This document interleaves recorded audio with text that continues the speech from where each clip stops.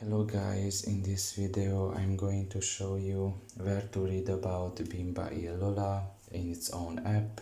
So the first thing you need to do is enter the app. Once that is done and you are in the home page, you should scroll all the way down here and you should select there the third option, which is company. And here you should select the first option, which is about Bimba y Lola.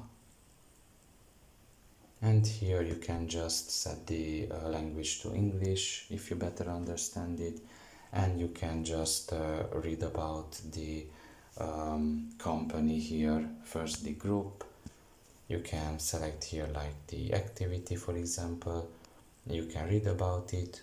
You can also select the history, and you can go with every topic here basically and read all about it. So pretty much this is all about it.